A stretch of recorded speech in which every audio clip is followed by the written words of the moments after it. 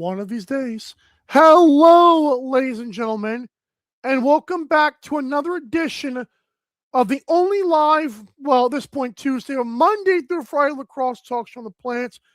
I am your host, Michael Karvelis, and this is Daily Dive.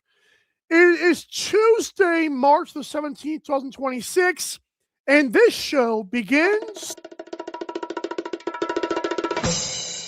now. We are live streaming via the airwaves of North American Talk Radio on YouTube. Thank you for subscribing before you leave today's show, of course, because you would definitely do something like that to catch other great shows on this platform. And, of course, live sports, that's also a thing that people are into. Why not? Why not? On today's show, we got a double show today. There are no guests, okay?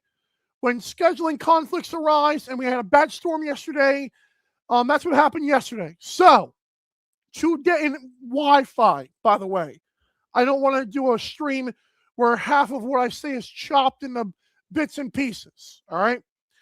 With that being said, on today's show, we're going to start off with my overreactions from Week 16. No back and forth, but just me talking about it. We'll get to Pat Gregoire's Greggy's Grinder and my lunchbox, and see what lunchbox I have sitting next to me right now. We're going to do our 3 stars of the weekend, including someone from a losing team, might I add, because playoffs, you don't have to be in playoff contention to win part of 3 stars. We'll then start off with our second part of the show with my award races for Coach of the Year and Goalie of the Year. The Goalie of the Year race is getting a little bit tight, as is Coach of the Year, for crying out loud. Then we'll get into recipes for the Cup. Now the Saskatchewan Rush have clinched. What ingredients do I think they need to finish the job? And finally, we will end with Fresh Fits.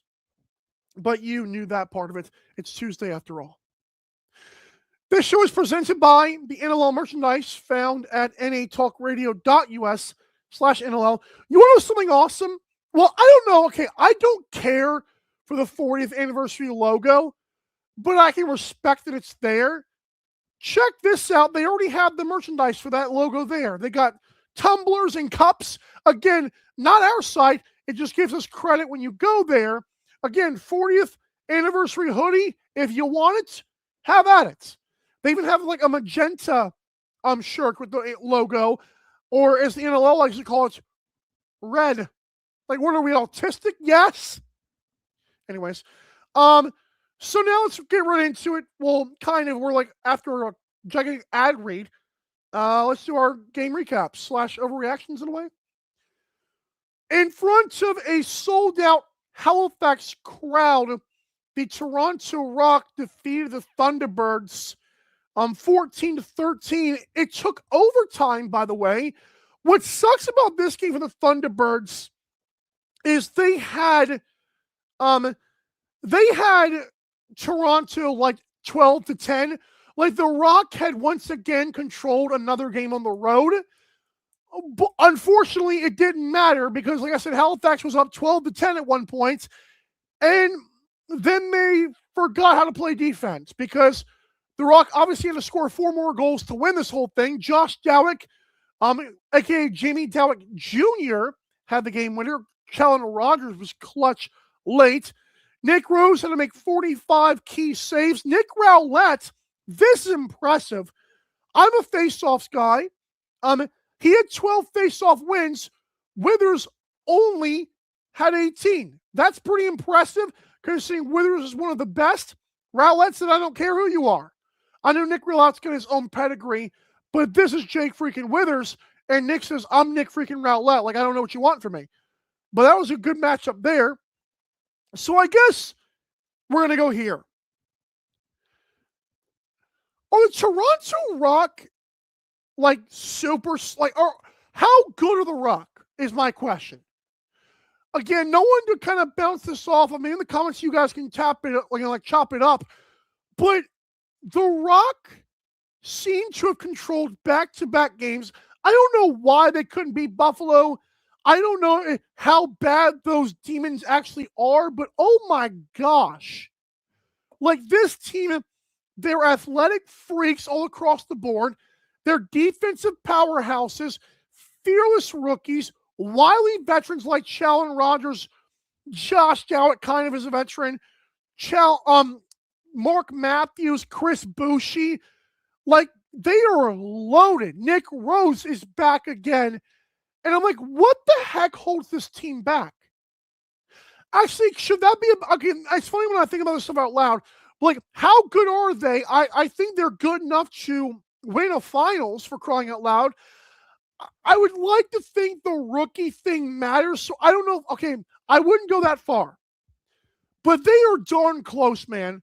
Like, they could push a semifinal matchup to 3 games, and they might win game 3. I don't know if they'd win the cup, but man, they are close. Again, these rookies are not even like, they're not learning the game, even though CJ Kurse technically is. Owen Hiltz technically still is. Sam English, same thing. I just don't see how they're this good already. Like, it is ridiculous how good they are. And shout out to Jamie Dowick, because, you know, it's easy as a GM to do chalk. It's also easy to second guess yourself and overanalyze things myself.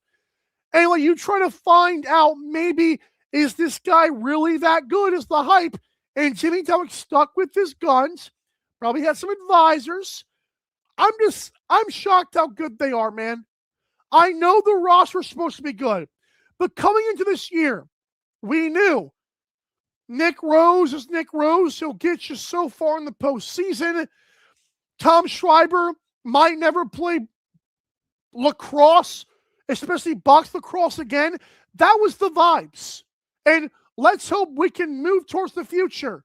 And instead, they're looking pretty good with a 8-5 record. I know Halifax fell to 5-8, but Halifax has been playing really good despite losing like their last few games. Like, Halifax has been in their games, and yet they lost. It sucks that someone has to be 5-8. Let it be Halifax. But again, Toronto, man, it's hard not to be sold. It's also hard to not put a ceiling because of the rookies. But I'm trying to figure out, is that my only gripe on why they can't win the finals? That has to be. There's no weaknesses. And you're going to tell me that Nick Rowlett, that's like, the way he went 12-18 against Jake Withers, that might be what TD Erlin does against Jake Withers. So there was like no weakness besides the rookies. And again, CJ Kurse, Owen Hilton, and Sam English probably make up for Tom Schreiber's absence. If you combine those two in one big cookie, I feel like it makes up. So I don't know. The Rock looked good, man. The Rock are sensational. And when they are on it, they are, there's a lot of teams that will be the best in the league. They are probably in that handful, if that helps you. It doesn't, but it helps me. Next up,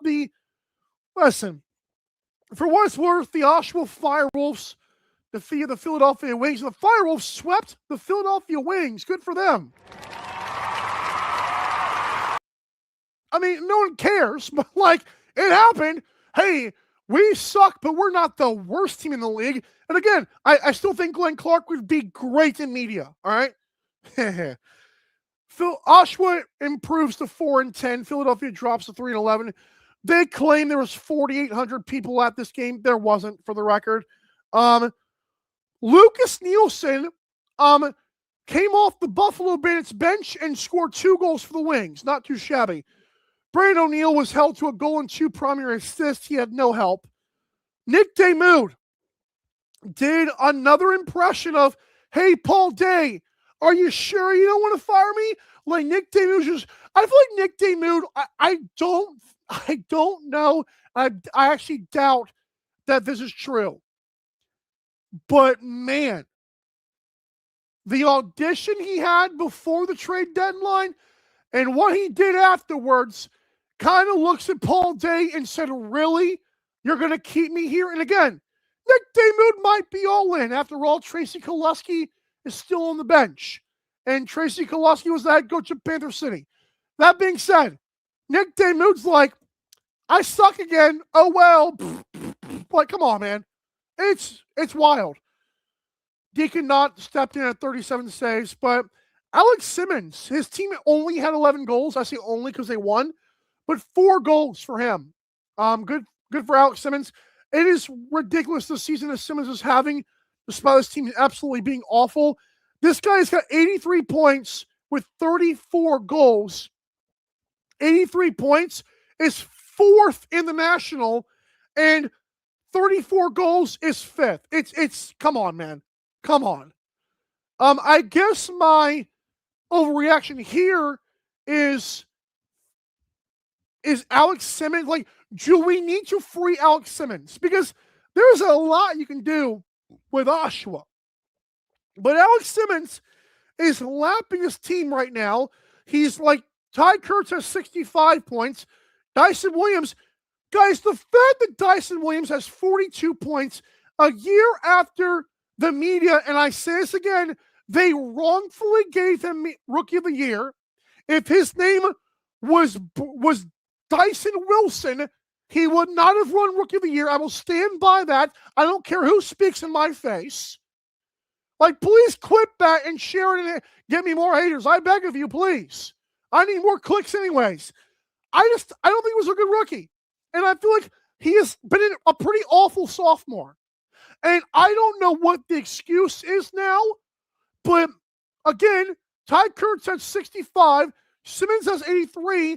Dyson, where are you at? Because again, the hype around this guy was pretty high. And the production of what we were told about his rookie season was pretty high. So why does he look so not great? Like, I'm sorry, man. Like, someone has to say it. And there are some fans getting louder and louder who are starting to say that, like, is this guy really that good? He might be, maybe. I don't know. But not every coach's son is going to be great. Like Cody Milwaukee. I hope he's great. I'm not saying he's not great. But Tyson's kind of like, dude, like, look at CJ Kirst and Brandon O'Neill. I think both those guys are way better than Dyson right now. I believe that. They do way more. And Dyson has an occasional outside shot. Like, I'm sorry. So, and again, I wasn't planning on this being a harp on Dyson segment here. My point is, though, Oshawa really is holding back Alex Simmons from being great. And he has been great, but it means absolutely nothing. That's got to be stupid for them. It's got to feel stupid for him at least. Because he even said it, like, the only way we get fans in the barn is if we win. Well, in front of another sold-out crowd, this one in Buffalo, 19,070 once again on hand for Banditland. The Bandits defeat the Mammoth 13-10. Colorado's downfall continues. I know they're 9-5. That is an ugly 9-5, though, man. Like, when they lose bad. Like, remember, Colorado beat this team 20-9, and they lose 13-10. It makes no sense. Buffalo's now 7-6. Jack Hanna had 3 goals. Andrew Q had 2 goals. Dylan Ward played 16.5 minutes, and Nathan Winham once again saved the day. In case you're wondering, yes, Dylan Ward is falling fast in my goalie of the year. Like, he will be 4th, but it's like, come on, man. Like, this guy Winham has played way too much. And I know, I said it with the captain a couple of weeks ago, that maybe this is a good thing for Colorado in the playoffs. You want Dylan Ward to be on his A game, because if he's not, that's not good. Nathan Grennan, the new addition for Colorado, was a healthy scratch. I'm not sure why. I thought they could have used his offense and his grittiness and toughness. Dane Smith and Josh Byrne combined for 8 goals. DeHoga had another hat trick. And Mitch DeSnew, the doctor, was great again. Matt Vince had 45 more saves. Guys, listen. I know I should have done this question before, but Pat Gregoire kind of hinted at it. When Toronto beat Colorado It was this more about Toronto win or Colorado loss? And Pat was kind of leaning towards Colorado loss. Oof. It smells like fraud in Denver right now. I've said it before. I know Jack Hanna, this game is not a good example. Jack Hanna's just not a great goal scorer, and he's also not the player you guys swear he is. He is awesome when he looks awesome. But there are times when I'm like, he's a top 25 player maybe. But like, I'm like, if you combine like the best goalies, the best all-around players, I don't know if Jack Hanna hits my top 25. And I know people are going to say, he's not your top 25. Yeah, you do the research. I have. It's just not great. Like Andrew Q, I told you guys this magic was going to wear off. He was red hot. But there was no reason why he should have been considered for MVP or Offensive Player of the Year. Forget the fact he missed 4 games. This fall off was bound to happen. And do I think Buffalo looks great? Yes. Are they clicking on all cylinders? Yeah, absolutely. Are they also flexing on a team that was kind of reeling? Yeah. Because also you got to think, Buffalo circled this game on their calendar. I know there's only 18 or 17 games, 18 games. And it's like, I know Colorado beat them 20-9, but like, they wanted this game back, and they got it back. Which, if I'm Saskatchewan, I'm terrified because you already lost this team. And now they do this to Colorado after being pantsed in Denver. This is a rough... Buffalo, man, I'm telling you what. They are scary, but Colorado, this is not a good fall off.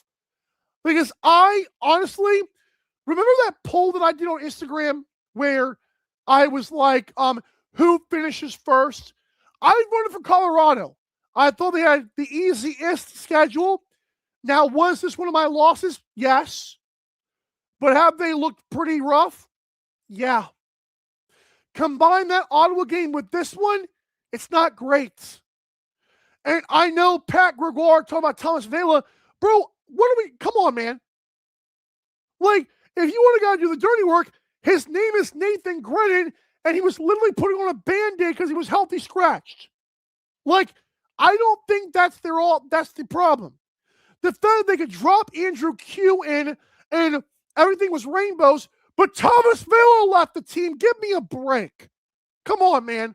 I know different guys do different things, but if you're that good, this does not happen back-to-back weeks, and they have been bad offensively the last 2 weeks, at least.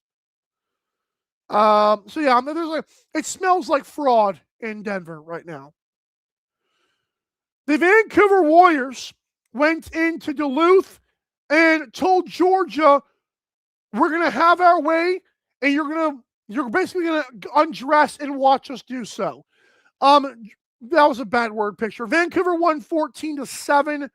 They improved to 10-4. Georgia's still a very competitive 8-5. This game was actually never close because Vancouver led the game 7-1 to start. Curtis Dixon had another hat trick. Ryan Dilks, to be mentioned later, and Reese Kelly's each had a shorthanded goal. Keegan Ball had 4 goals, 4 primary assists, and 4 loose balls. Christian Del Bianco, 45 saves. Biggest story of this game, Brad Dobson. How about 32 minutes and mommy, I want to go home now. As in back to Canada with you, Brett Dobson. Woof. I know Vancouver's defense was on it. But, man, Brett Dobson lover. Sit down right here, son. That was dreadful. Absolutely unacceptable. Now, with that being said, my question is to you, what award is Brett Dobson actually going to win?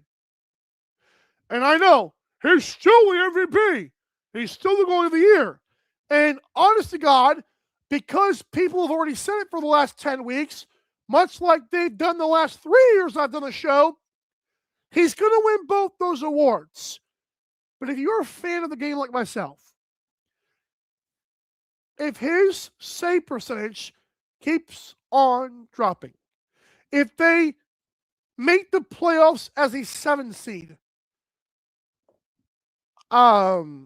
you don't think Jeff Teets and other, like Keegan Ball, Del Bianco, you don't think those guys deserve something? No, just me. Okay, I'm just wondering, because every year, just like last year, they told me about week 17, oh, well, Shiliano's the goalie of the year, and the dude could do no wrong. Same thing with other MVPs. It's like, this dude can do no wrong. It's like, well, why do we decide this in like week 17 or 18? Because I'm telling you, if Dobson has another decent game, they're going to give it to him. And I think these last couple of weeks, you have to at least have a conversation. And I have a feeling he's going to have to fall flat on his face in order for voters to actually care. Because I'll be honest, folks, not behind the curtains, but just like in general, my observation of the way the voting works in the NLL is they don't know what they're doing. There are people like Jake Elliott, Pat Gregoire, I'm like just probably Teddy, I guess if he has a vote, I'm assuming all 3 of those guys and more have a vote. Those guys watch every single game. You cannot convince me other voters do. I've seen these awards. I don't care if I disagree with them. I don't think the consensus sometimes agreed with them. And yet, by week 15 to 18, we start hearing, oh, this guy's award. I'm like, this race is like last year. I told you, Tyson was the rookie of the year. Adam Poitras and Brandon O'Neill could do nothing because the voters who did not watch already have their minds made up. And I still think Dyson, yeah, I get it, but like, there have been times where like, can we have a conversation? Like, why can't we? Oh, because no. What have you seen? Come on, man. I don't think Dobson's been that good the last 2 or 3 games. And I'm concerned when that save percentage keeps on skinny dipping. Listen, as a person in Georgia, I would like nothing more than Dobson to get back to his heroic stage. But much like Andrew Q, the honeymoon phase is over. Teams are starting to focus on you more. The offenses are trying to figure out, oh yeah, we're noticing what Dobson can give up. Same thing with Andrew Q. We're noticing what the offense does like to do. And now after about 10 or 12 games, the league has kind of done their homework. How will they adjust? I'm curious. Next up, the Calgary Roughnecks. Oh my God. I don't know what it is with Ottawa, but their offense goes on these god-awful lulls. And don't blame the offensive coach anymore. They already got rid of that guy last year. Was it Crosby? They brought in some new guy, and the Blackbears are 7th in goals for per game. Like, they should be at least top 5. At least. And, again, their honeymoon phase, a little bit over. Because in front of 15,300 people, and in front of the giant leprechaun Ryan Ballantyne, Calgary improved to 4-9, which makes me wonder how many people are sweating the under 6 wins now for that team at least. Ottawa dropped to 8-6. Jeff Teat, 2 goals on 16 shots on goal. They ain't going to cut it. Hayden Dixon, 4 goals. Aiden Walsh, 38 more saves. I lost a little bit of faith in Ottawa. I wanted their momentum to keep growing. And much like with Rochester, Calgary, we didn't come out there saying, oh yeah, heck yeah, Calgary. We came out of that Rochester game saying, what the crap, Rochester. Same thing here. Ottawa, we thought you took a step. I know Dan McCray cannot be happy. What happened? Why do you suck again? Because if you lose to a 4-9 team, you absolutely suck again. Like, you don't just bounce back from a loss like that. Like, as bad as I've been on Buffalo this year, their loss to Philly, like, they were really, okay, that's a bad example. Like, they lost to Philly. Ever since then, Halifax, Saskatchewan, Toronto, Colorado, they lost a close one to Vancouver, but it's like, it's hard to bounce back from that stuff. Like, you just got the toilet paper wiping the crap off your team by Calgary. And I told Captain on Friday that I honestly thought the Roughnecks would get up for this game because they'd have a season high in attendance, and it happened.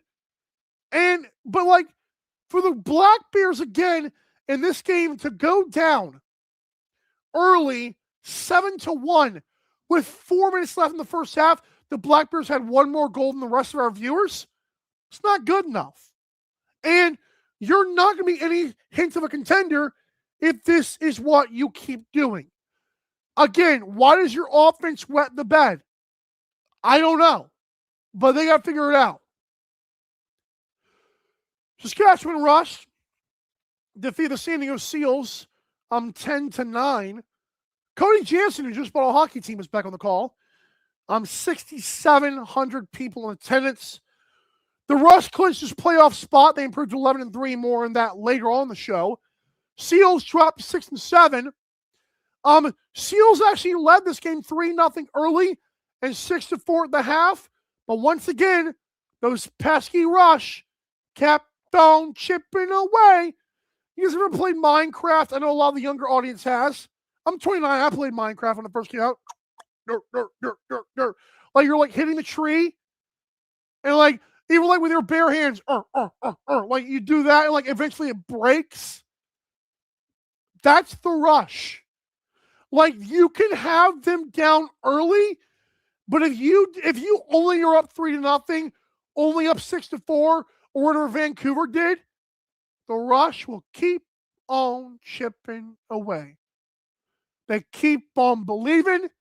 They keep on making you feel uncomfortable.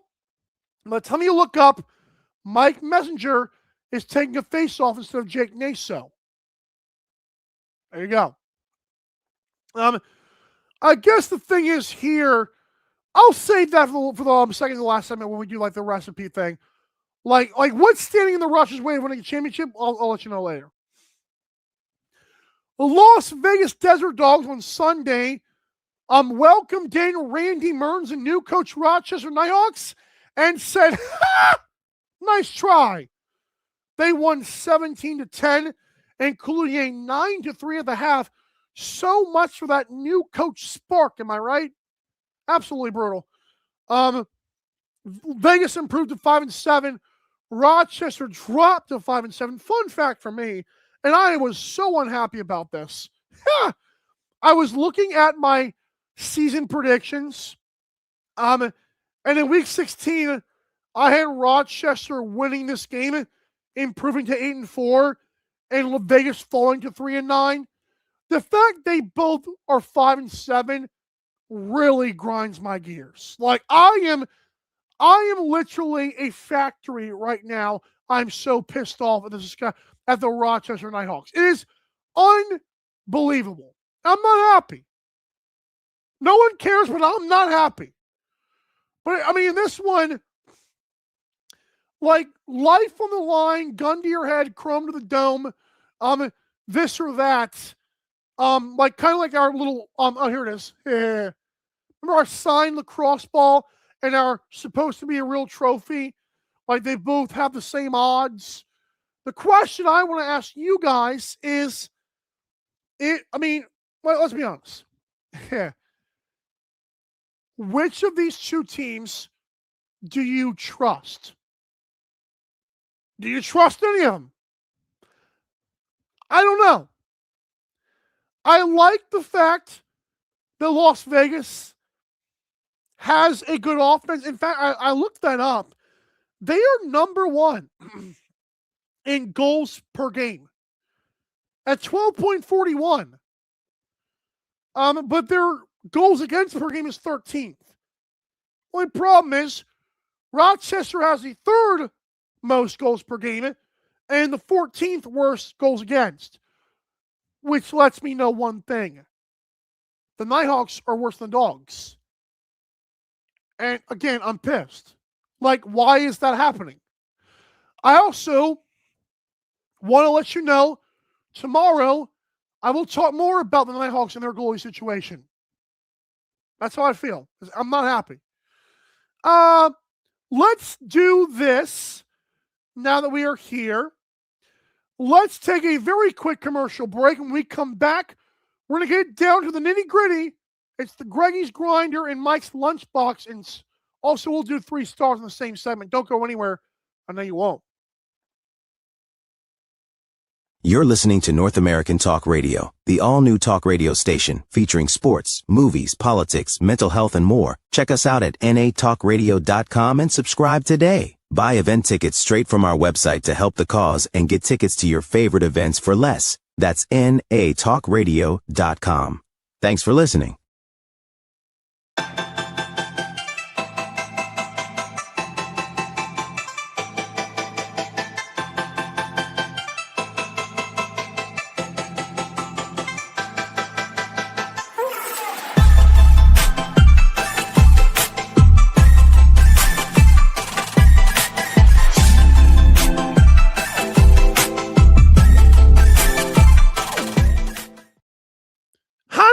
Sucker, we're back. I don't even know what that is. You're watching Daily Dive. It is now time for a segment where we give light to the players who may not get light normally, but they should because they're doing the Lord's work, or should I say, the Greggy's Grinder work.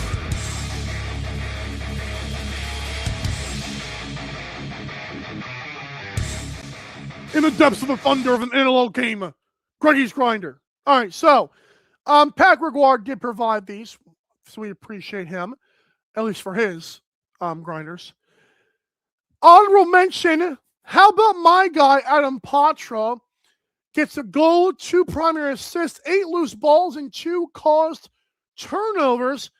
Patra is a guy who, honestly, like, he's sitting behind the guys like Mitch Jones and Chris Clucci and John Donville, aka producer Donnie, or Media John, that's what I call him, was behind Chase Fraser, and Adam Patra keeps on doing the good stuff that no one else would do. I feel like Adam Patra might be, probably between him and Connor Chris, I'm going to give it to Adam Patra. Adam Patra might be Las Vegas's version of Zach Currier. I feel like that's a great comparison by me. He's like, a Timu Zach Currier, and that's used complimentary, by the way. He is the Timu Zach Currier in Las Vegas. That's Adam Patra. I'm going to stand by that. That's not Pat Gregoire's words, but he made his list, so I had to make an analysis there, or an analogy. Duas, not Graham Hossick, but Matt Hossick of the Saskatchewan Rush, he had a goal with 9 loose balls, 1 block shot, and 4 caused turnovers. Before you say, oh, there was a bunch of face-off wins, it wasn't. Jake Nason was not winning that much face-offs against Trevor Baptiste. Instead, Matt Hossick still got 9 loosies, and like I said, 4 caused turnovers. Absolutely gross. Now, a little bit of controversy arose in Greggy's Grinder because this man was very close to winning, is what I'll say.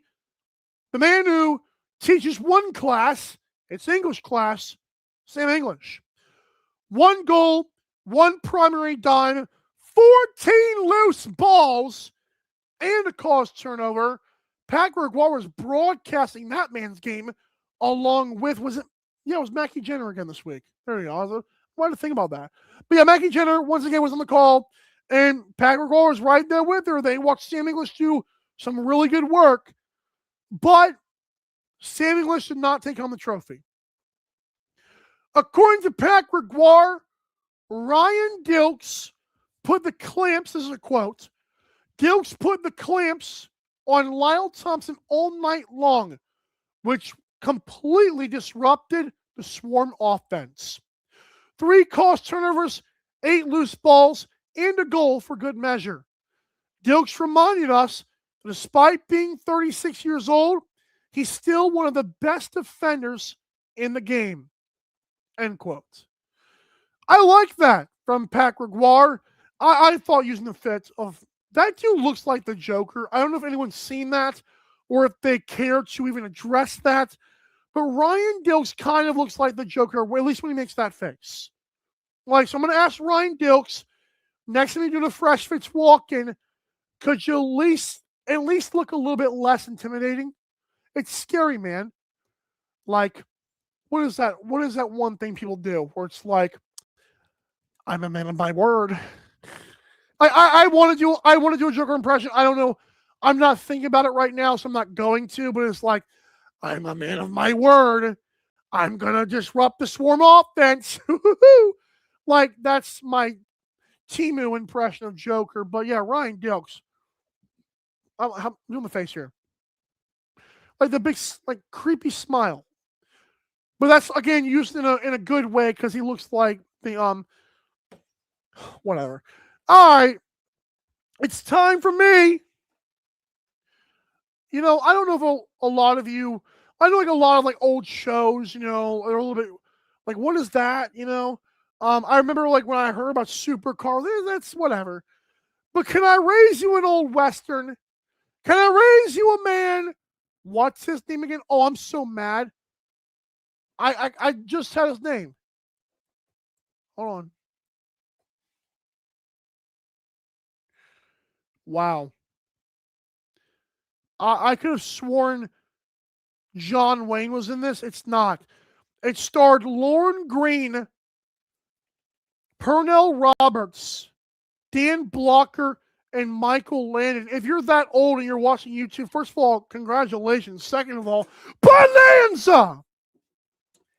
It does not have a thermos. What it does have, though, is what Mom made me for lunch. And what I got today was a lot. Because I've got 3 nominees or honorable mentions and 1 winner for my lunch boxo, okay? So, first one, Lucas Nielsen. I mentioned him earlier. How about waiting around in Buffalo and Michael Sowers not being available for the first game he played with the Wings? How about 2 goals in your Wings debut? I'm not even sure if Lucas Nielsen is that good. I don't know enough about him. But way to make a name for yourself in front of a crowd and a fan base that, let's just say, is dwindling a tiny bit. Just a tiny bit. I don't know. I could be wrong there. Next honorable mention for me. Did somebody order a doctor? Yes, Dr. Snoo with a leg brace and all. How about 4 blocked shots, 3 caused turnovers, 11 loose balls? Oh, to be healthy, or at least close to healthy. Again, the doctor was working out there as the Bandits beat the Mammoth. Deacon Knotts. I told you guys I enjoy the goalies that kind of wait around and they know they might get a call, but you have to stay ready because sometimes you might be in a situation where your team absolutely sucks. Your franchise is all but dead to rights. We don't know if you're relocating to Montreal, Edmonton, or God knows wherever else. You ain't staying at the Comcast or Xfinity baloney. They don't want you there. They could care less about you. Nick Damoud, your best buddy, is getting traded. He sucks it up the last game you come in. You deal through all the trade crap. He sucks it up again, you come in. What are we doing here? Well, I'll tell you what Deacon Knott did. 52 minutes and 5 seconds, 37 saves, and 7 goals allowed in a loss. In a loss. You go through all that crap just to lose. It goes on your record. Are you kidding me? Here's the thing. I want to check this before I go on a rampage here.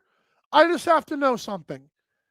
When a goalie plays the majority of the game but did not start, does he get the loss? I'm checking now. Oh, that is dumb! Guys, that is so dumb! Deacon Knott is now 0-3 because checks notes, or checks my lunchbox here, because Nick Damoud wet the bed 3 times and Deacon Knott comes in just like Nathan Whittam and loses? That goes on my record. That is awful. That is terrible. So yeah, I feel bad for backup goalies sometimes, especially when they're good and young. But this guy could be out there like selling insurance, and he's sitting there playing cleanup duty and savior for Nick Damoud. Unbelievable. Damoud's been awesome this year. I just had to have my fun with that. But you know what the best part is? That was not even my lunchbox, which is great. Thank you. Yes, save knot, tie the knot. That's a marriage thing. Thank you. This right here, but in gold. It's funny again how that was not my lunchbox. My lunchbox actually went to Mike Messenger. Should I switch mine? No, I'm going to leave it there. I'm going to leave it. Mike Messenger. I'm such a face-offs matter guy. It's like ridiculous. Mike Messenger, and don't shoot the messenger here. How about 1 primary assist, 7 loose balls, 1 caused turnover. 5 block shots. Yeah, ow. And if that was not bad enough, how about after freaking Ben McIntosh ruined the best bets, which was the rush to cover 1.5, but Ben said, oh, no, that's not going to happen. After that garbage, I love the fact that, Jake Naso had not won many faceoffs. So Mike Messenger takes his big body self, his big back self, steps in there with Baptiste, knows he's going to lose, but he also knows, hey, there's about 5 seconds left on the clock. All I got to do is just muck it up with this guy. That's what he did. And it's the epitome of a grinder / lunchbox. I'll put it this way. Greggy's grinder has been a lot of like winning players, you know? My players don't have to win. Just look at my Deacon Knott rant. I'm gonna rampage that he got the 0-3 out of that deal. But, in the end, the guy who gets to at least enjoy the company of my Bonanza lunchbox, which I swear to God had John Wayne in that show. Unless that's Gunsmoke, I'm not going to look it up. I don't need to. It doesn't matter to me. It really doesn't. And absolutely, nope, I'm good. But yeah, after all that, Mike Messenger, winning player, winning plays, including a face-off that he knew he was going to lose. I don't know if guys care about their face-off percentage. Mike Messenger just says, I'm here to win. That's what you get. What you see is what you get. Scary, by the way. Oh, all right. Oh, there's that. Sorry. Now, before we take a break, guys, this is going to be a long show, okay? Double show, like kind of like the Twix bar. That's looking double fisting. I was going to do the double fisting. That looked weird. Like kind of like Twix bars left to right. We get both shows today, right? 3 stars of the weekend. Best winning performances in week number 16. Now, this might seem a little bit, don't worry about it. Again, these players, they don't have to be in playoff contention. Just know that they are still winning. And unlike the Greggy's Grinder Mike's Lunchbox, or at least Mike's Lunchbox, you have to win your game. With that being said, Alex Simmons won his game. 4 goals of the 7 they scored, 2 primary assists, and 7 loose balls. Alex Simmons gets a star, the 3rd one for that matter. 2nd star is going to go to the best player in the NLL, Dane Smith. 4 goals, 5 primary assists, and 2 loose balls. I know Josh Byrne also had 4 goals. That's also why Dane Smith did not get the 1st star. Because Keegan Ball, once again, was the offense for Vancouver. Keegan Ball right now, he has 33 goals and 99 points. You know who has more than Keegan Ball right now? Nobody! That's right. Keegan Ball has 99 points and 7.1 points per game. It's the most in the NLL, and no one's even talking about it. But now you are. Ha ha! It is what it is. But yeah, good stuff for him. 4 goals, 4 permanent assists, 4 loose balls, a little 4x4. You know what's funny? Wendy's used to do that, and then they screwed us. Fantastic. All right. We come back. The show is far from over because in a second half / 4th, 5th, and 6th blocks, I'm going to next get to my award races for Coach of the Year and Goalie of the Year. Those races are super tight. We'll then get to recipes for the Cup. I'll explain that and why we're talking Saskatchewan Rush first. And finally, stay tuned for Fresh Fits because it was smoking hot this week. You don't want to miss that. You're watching Daily Dive, second half of the show, doubleheader coming up next. You're listening to North American Talk Radio, the all-new talk radio station featuring sports, movies, politics, mental health, and more. Check us out at natalkradio.com and subscribe today. Buy event tickets straight from our website to help the cause and get tickets to your favorite events for less. That's natalkradio.com. Thanks for listening.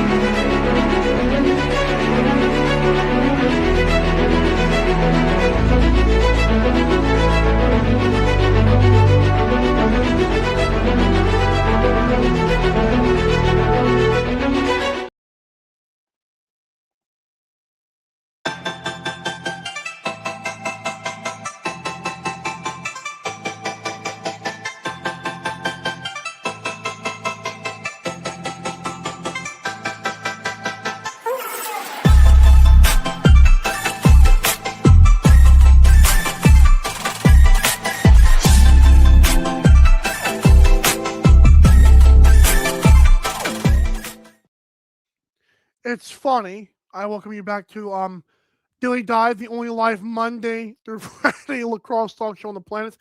It's interesting because I hate making typos, and I'm live tweeting during the show saying, "Hey, I'm live talking the NLL. Join in." I put, "Hey, I love talking the NLL." Yeah, it still applies, but it's not what I meant. Oh well. Stay tuned for Fresh Fits in a little bit, as well as recipes for the Cup. I'm hungry. I ain't gonna lie. It's 10:51 on the East Coast. How we feeling? It's Tuesday, March 17th, 2026. Very green holiday. And I shouldn't do this, but I'm going to. I don't like how DUIs are such an okay thing to people. And I know because, like, this is a sports show, a lot of young people-ish will be watching it. So, like, please don't be an idiot. Like, and just be, like, selfish and dangerous. Like, you're being selfish to others and dangerous to yourself. I just don't get it. Like, I'm driving down Saturday night. I'm coming back from a restaurant with some friends, and we didn't drink because we didn't care to. And we're just like 5 people been pulled over. You knew what it was for. One of my buddies just became a police officer, and like he says like a bunch of DUIs. It's just sickening, man. Like, just come on, guys, help yourselves out and live a little longer. I don't know why that was on my mind, but there you go. All right, back to our regular scheduled programming. It is now time for my award races. This is presented by our shop. found at dailydivelacks.creator.spring.com. Check it out in the Twitter bio at dailydivelAX directly. And I believe it's in the Instagram bio. That's the only one on the Instagram. Let me make sure. I'm pretty sure it is. It's not, but I'll change that. I had it in like a change, whatever. Our merchandise was at the link, and yeah, it's also in the description below as well. So there you go. Head coach of the year is as follows for me. I've got number one is still Ed Cuomo. Swarm are 1 and 2 since we last did this, which isn't great, should I say? But yeah, I mean, still a young team. I'll put it this way. It's actually helping Ed Cuomo if Brett Dobson's numbers do not end up being that good and they find a way into the playoffs. Good for him. I don't think it's a lock, though. I think Ed Cuomo could win Coach of the Year. I also don't know if voters are going to say that John Orlotta gets more credit for the rookies there. It's interesting. Dan McCray, number 2. I think the comeback wins against good teams like Saskatchewan and Colorado absolutely matter. That heroic moment or like great moment against Oshawa matters. I think Dan McCray has been awesome for this team, and he has provided instant dividends. If there was like the best year-to-year improvement, Dan McCray, because I think that's a big deal of coaching, I would say Dan McCray's right there for me. Listen, I know they should fire Sawyer 5 years ago. I'm right with him, man.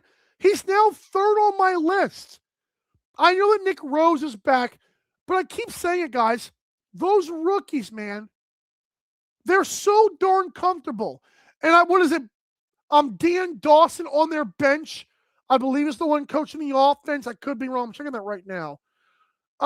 Yeah, he's coaching the offense right now. Maybe, hey. Maybe Dan Dawson might win my assistant coach of the year. You never know. But for the sake of this topic, I think Matt Sawyer right now is third. I actually don't see a scenario where I give him coach of the year unless they win out. Obviously, that would help. I feel like Matt Sawyer's done a great job. This year, I also think the whole Troy Holchuk thing's going to wear off the more Nick Rose is also steady Eddie in nets. But hey, can I raise you Jimmy Quinlan and Derek Keenan? I know they've lost 3 games. I know they had there is going to be a trivia question one day, at least on the NLL show, this one, where you're going to say, like, did the Rush lost 3 games in 2025, 26? Like, when was it? Or like something like that. And like the answer is going to have to be like they actually lost they lost 2 games in 1 weekend and bounced back like it was nothing. And again, they still couldn't cover the 1.5. Stupid. But yeah, I also, again, I hate this as a double coach. I think it's dumb. I think I think it's all pride for Derek Keenan. I'm like, can you not just be like the GM only and do it behind the scenes? No, he's a double coach. I don't know. I don't get it. Because remember, the Rush are going to nominate Jimmy Quinlan. Give me a break, dude. That does not make any sense to me. They're also 11-3, so I can't hate too much, really. There you go. Goalie of the year. I know it's still Brett Dobson. Folks, I'm telling you now, if the NLL voters won't do it, I see a very possible scenario where I say, hey, you don't win any award, Dobby. Now, he might be up for my breakout star, even though he was a high draft pick and he's already a star in the lacrosse in general. He's never been this good in the NLL. But man, I know it wasn't. I know I told you guys all season long, we're like 85 save percentage It lasted 10 and 12 and 13 weeks. It was cute. It was awesome and historic and everything. But we knew it probably wasn't that sustainable. How low is he going to drop? It's up to him in the defense. It really is. But what happened against Vancouver cannot happen again. Because that thing is going to sail so far down that at the end of the season, especially 20 years from now, we're looking at who led the NLL in save percentage, and everyone's going to suddenly forget what happened the first 12 games of the year or 11 games of the year. So it's up to Brett Dobson. But he's still number one on my list for crying out loud. Number two, Del Bianco. This was interesting. Del Bianco is doing more than I thought he had to. If you look at the numbers of this team, I was just running through them last night. In terms of blocks per game, Vancouver is, okay, well, that helps. They're 6, but it's only like 7 a game. Calls turnovers per game, they're 12th. Loose balls, they're 14th, which is dead last. That's an average of 9th in those categories, which is 10th best in the league in key defensive stat categories. Like, that's not good. And plus, he's I believe 575 is the most in the NLL, to make sure to confirm that. Yeah, he's got the most saves in the NLL this year, and I think that absolutely matters. And no, the games played does not matter, because Brett Dobson would need about 63 to catch him, or I can't read, 61 in one game. So yeah, that's not going to happen. So there you go. Del Bianco is right there on his hiney, because again, Vancouver's defense has not been. They've been really good, but there's been some letdown spots. Shout out to Warren Hill, who made his way back on at least my list. I know his team's 5 and 8. I know I prefer my goaltender of the year, much like the MVP, to make the playoffs. But Warren Hill's been excellent. We have not heard from Drew Hutchison in a long time. Like, while Vegas was starting Alex Bouquet, Warren Hill, once again, holding down a fort, even though they lost to the Rock. But Drew Hutchison has only played 116 minutes. Compare that. Nathan Whittam has played more. Compare that with other teams. Yeah, Warren Hill has had more time in net, at least per game, I believe, than Dylan Ward. So that matters. I'll probably do the math on that. It's a little tough there. Yeah. But my point is, he's not been asking for his backup the way Dylan Ward has. And that has to matter. Like, they have been in games, some of them because of him. And finally, Dylan Ward. Dylan Ward has had some cheap games recently, man. But I don't think Dylan Ward will win Goalie of the Year because of the games where Nathan Whittam has had to come in. But Dylan Ward could climb back up to second or third. But right now, he's been not great, at least recently. I know 81 save percentage, but I'm just saying, like, for now, like, we're going to have to start nitpicking these things again. That's how I feel. All right, folks, we still have 2 more segments to go. When I come back, I'm going to let you know about why I'm talking about the Rush again and what are their recipes for the NLL Cup. We got a big cookbook on the way. You're watching Dilly Dive. Stay tuned for fresh fits. I know some of you will.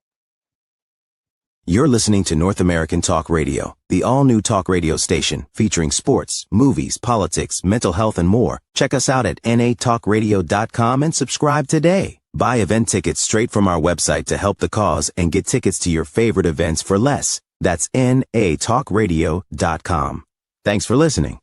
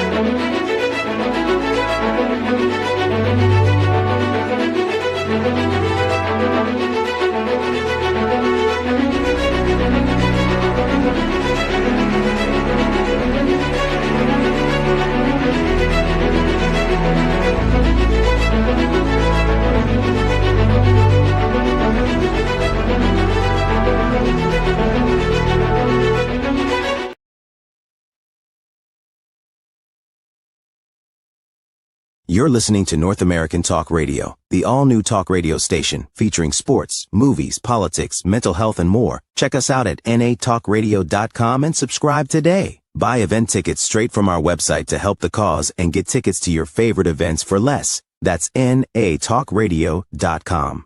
Thanks for listening.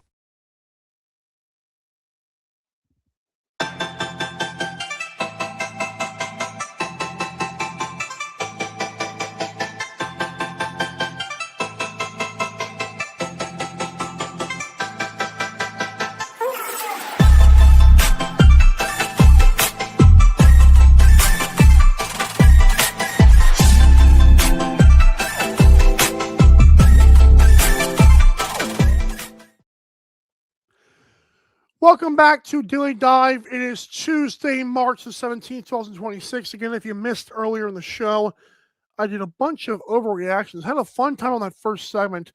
Greggy's Grinder was Ryan Dilks. My lunchbox with Bonanza, by the way. Yeah, Bonanza. Not Gunsmoke, Bonanza. Same show. Oops. That went to Mike Messenger. Our 3 stars, Alex Simmons got the 3rd star. 2nd star went to Dane Smith, and 1st star went to Keegan Ball. I just gave you my coach of the year. So far, it's Ed Cuomo leading Dan McCray. 3rd place is Matt Sawyer, and 4th place is the dynamic duo of Jimmy Quinlan and Derek Keenan.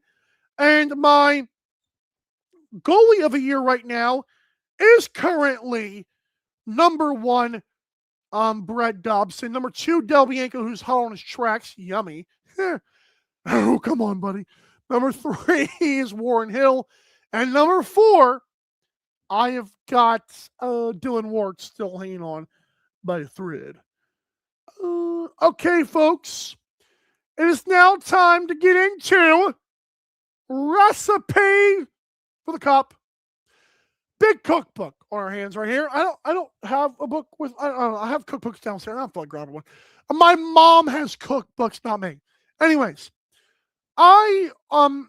so every time an NLL team clinches a playoff spot, I am going to tell you guys what they need to continue doing and what they need to improve on to win the whole thing, to win them things, and ultimately stop the Bandits dynasty, or how the Bandits can do their thing.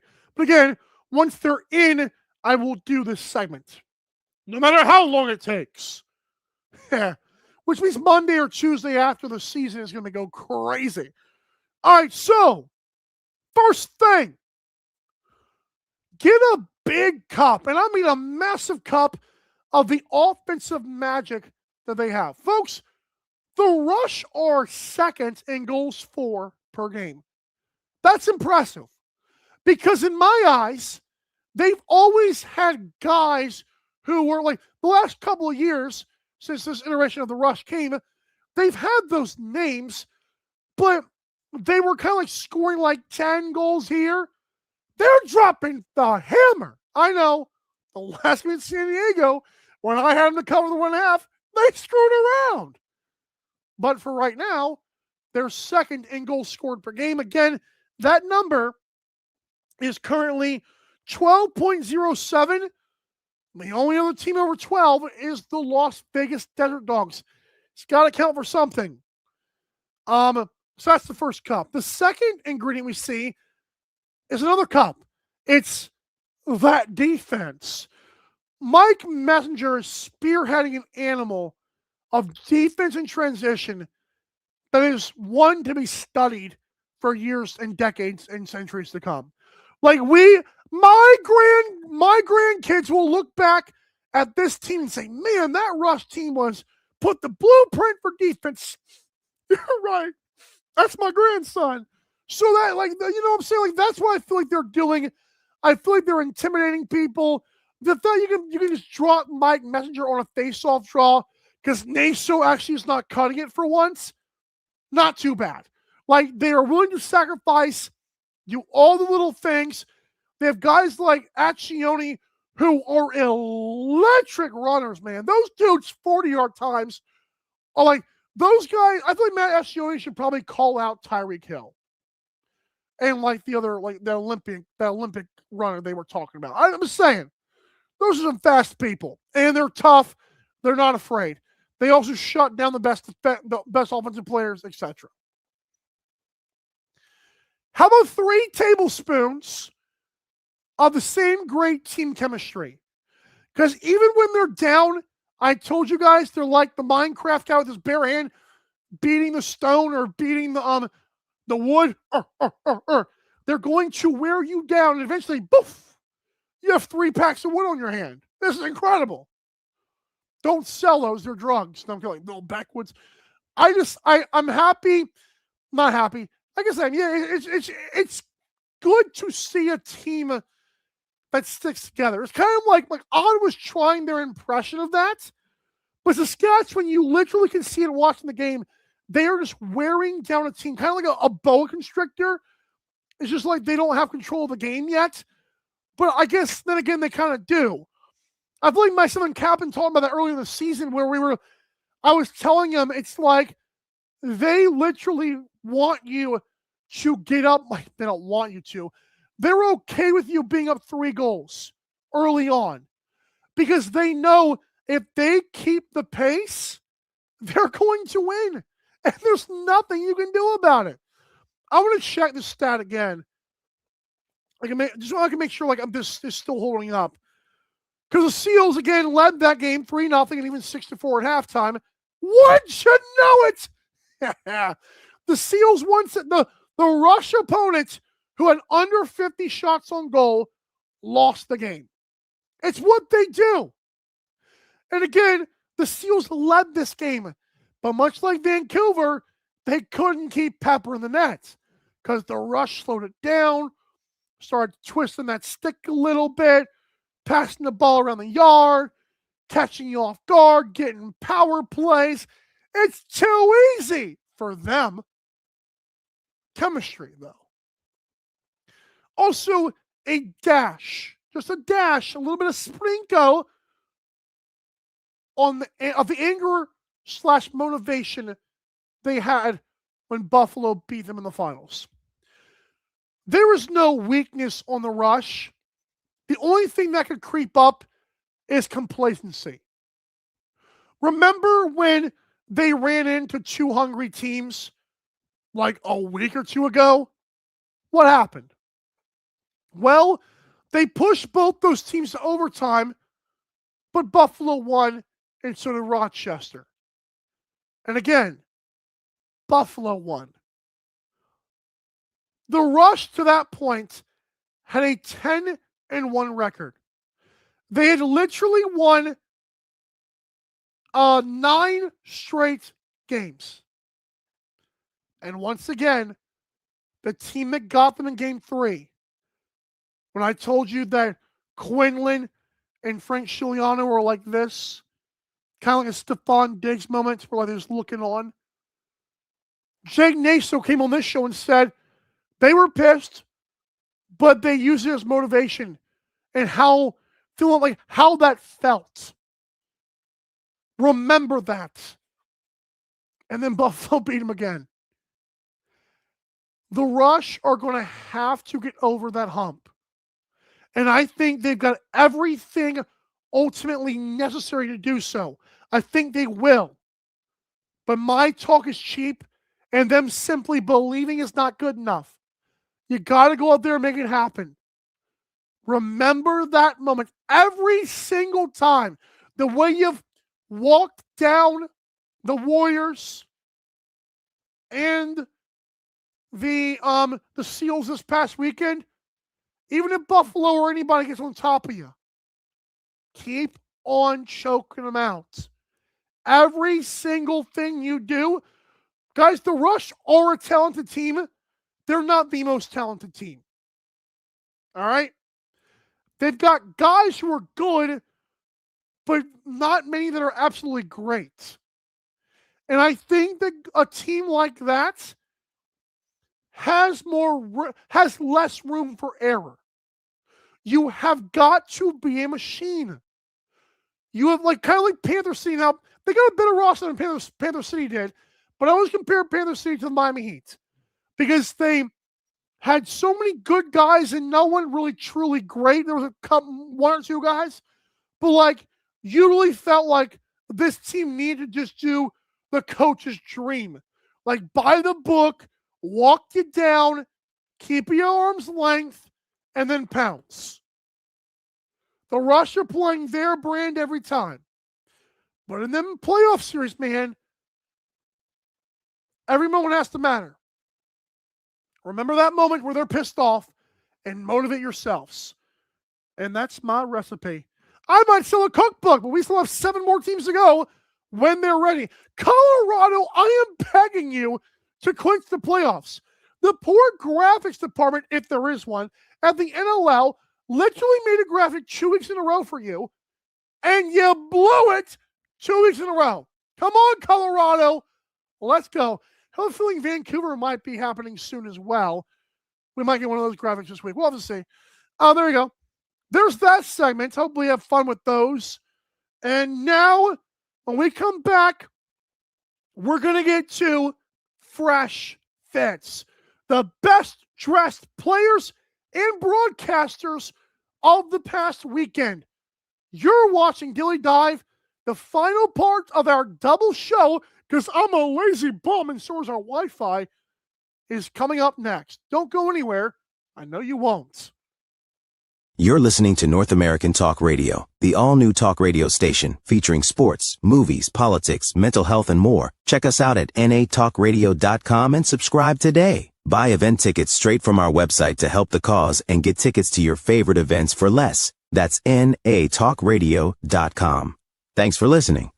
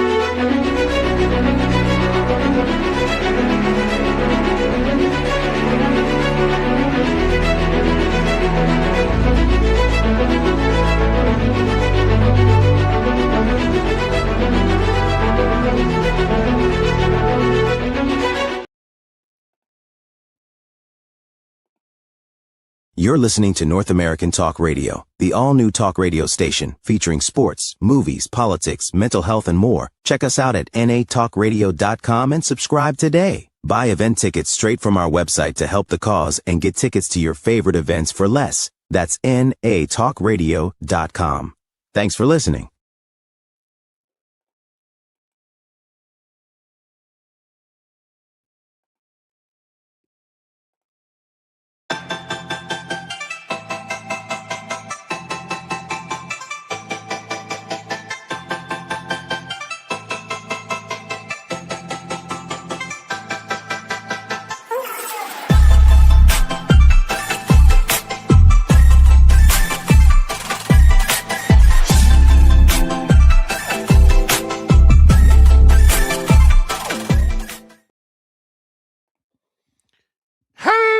Folks, you're watching Daily Dive, the only live Monday through Friday. Again, Monday through Friday lacrosse talk show plant.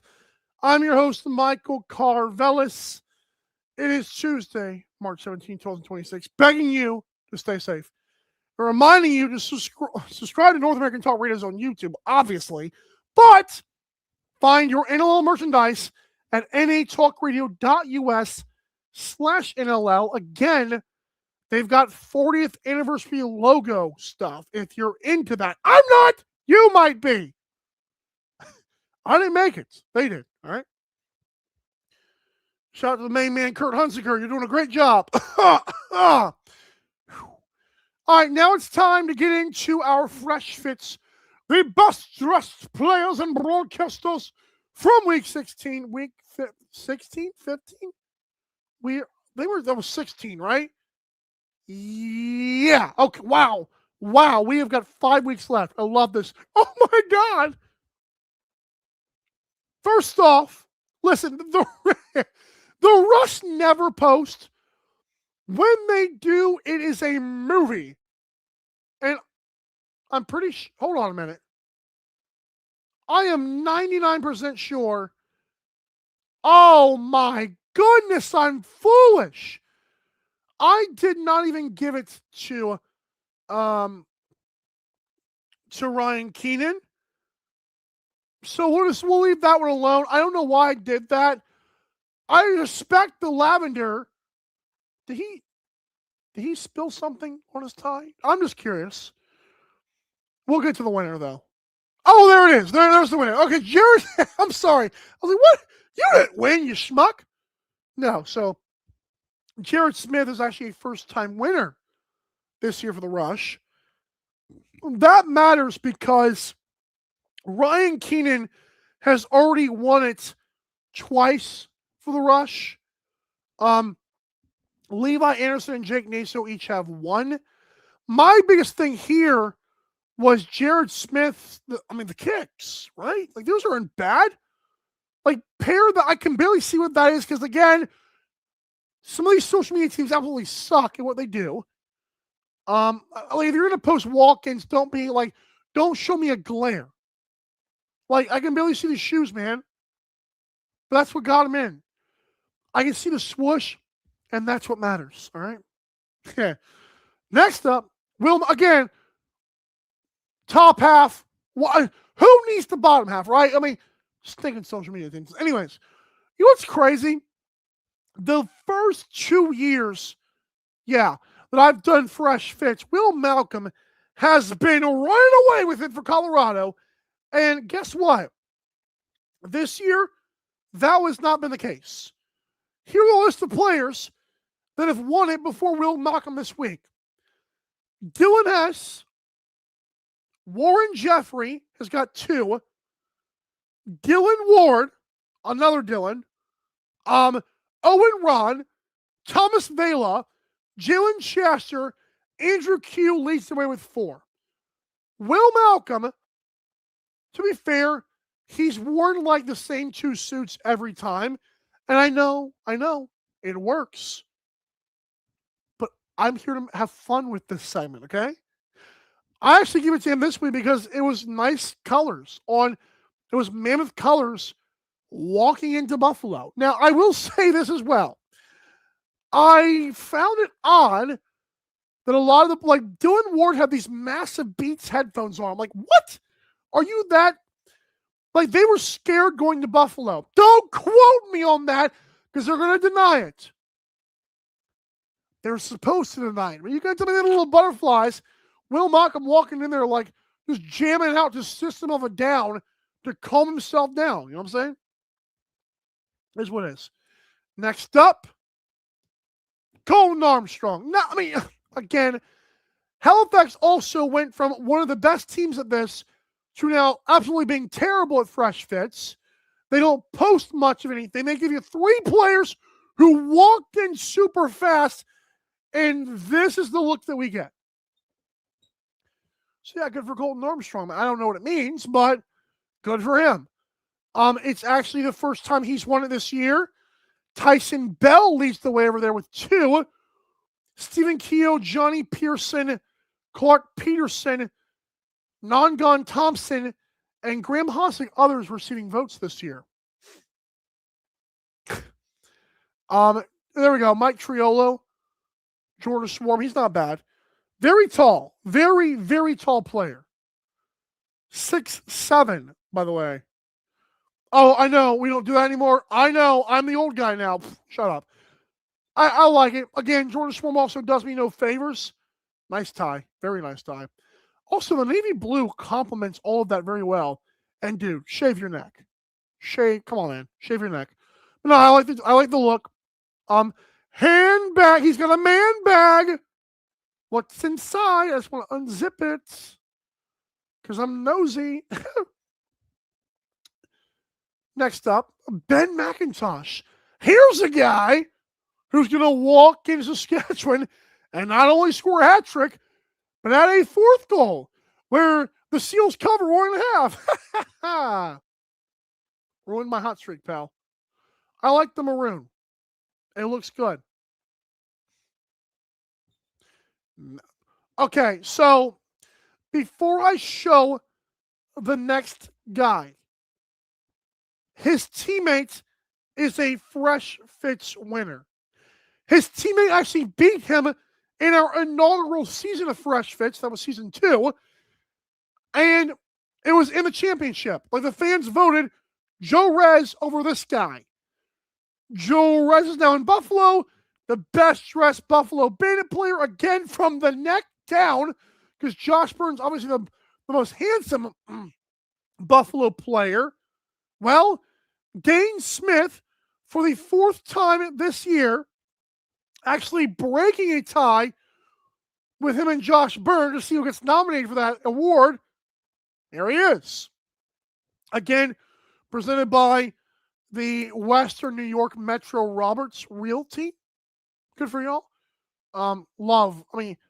The purple. Oh, is it a spoon? I thought it was a spoon. I don't know why I thought that. Yeah, I like the purple. It's Bandit's purple, which makes it even cooler. Like, they have purple, right? Like, they have like a dark purple somewhere in their uniform or logo. Why am I thinking of that? Do they? Yeah, like somewhere in their primary logo, I feel like is it purple? Let me make sure. I'm going to my Canva. Yeah, it's in the eyes. Wow. We can do it right here. We'll show you right here. Look right here. There it is. That's all of that to prove. Okay, let's have a bit more blue, whatever. It's their rendition of the graphic. But yeah, it's purple. Next up, broadcaster. Now, people know I love theme nights. This guy on Marvel Hero Night dressed up as Batman, or I would say fat Batman, and I would be the same. Like, if I put on like spandex Batman, I'm like, oh, this thing's a little bit. Like, I would be in the booth suffering, okay? I'm pretty sure this outfit was no different. But Mr. Ryan Ballantyne, you done did again. And top of the morning to you, and top of the 2 sizes too small to you, man. I mean, those buttons are struggling for their lives. They're wondering, is there any pot of gold at the end of this rainbow? But I really do. The fact he put the hat, again, too small for his head. Also, I've been there. I have to wear a size 8 fitted cap, okay? That's what I have to wear. Same thing with this guy. And again, every part of that fit is screaming for its life to get off. It's okay. It's themes. It's also a pretty good look. But yeah, Ryan Ballantyne. There he is! Yes! I also love that his R, for no reason whatsoever, decides to turn green as well. There you go. I figured that part. No, again, as a person who's probably bigger than Ryan Ballantyne, like, honestly, that's actually not even a joke. I actually am, probably. I feel the pain. Like, if it's not Destination XL, then nothing works. It's fine. I just need to walk more. Anyways, thanks so much for. I don't think Ryan Ballantyne's fat, but I think Ryan Ballantyne's just a big dude, and like I think that, like, sometimes, what is that, like? It's not Party City. What is that Halloween costume place? That's not where he got that from, is it? Like, that would be funny. Spirit. Let's go with Spirit Halloween. But why would no? Why would they have that? They wouldn't have a St. Patrick's thing. Huh. Oh well. eBay, Amazon, I don't know. Anyways, that's the show. What double show, by the way. I mean, if we're gonna be the only ones to do this thing daily, Again, daily use. I mean, our last time we missed a show was actually February the 20th, I believe. So take your shots, okay? We're doing what we can. All right. Yeah, but you're husky. You're like Teddy Jenner. You're a big dude, and you've got a lot of love to give. For me, I have a lot of grease to give, actually. Oh, wow. Huh. There we go. I was hoping you'd put it on eBay for auction, but sure, give it back to Amazon. It's whatever, man. Like, no one would have bought that. Oh, sucks. Oh, crap. Anyways, thanks for tuning into the show, everybody, including Ryan Ballantyne, including CLL, including all of you silent people. That was cool, too. I love you. And any replay viewers, because I know we get a lot of those. We appreciate that as well. This has been a fun show. No, this was the end of the show. This was the end of the show. All right, folks. That's it for today. That's all, folks. We'll see you tomorrow, same time, same place. The rest, tomorrow's show, I want to make sure I get it underway if we have anything and we can unveil. Oh, yeah. Well, I told you about, I'm going to talk about the Rochester goalie situation. I'm also going to talk about my NLL power rankings, obviously. And we'll throw in another segment or two. But thanks so much for tuning in to Daily Dive. Thanks for sticking with us yesterday. There was a big storm here. It literally led to a cold and windy, freezing morning, which I kind of like. So thank you. All right. You'll be back. So will I. North American Talk Radio on YouTube. This has been Daily Dive. Bye.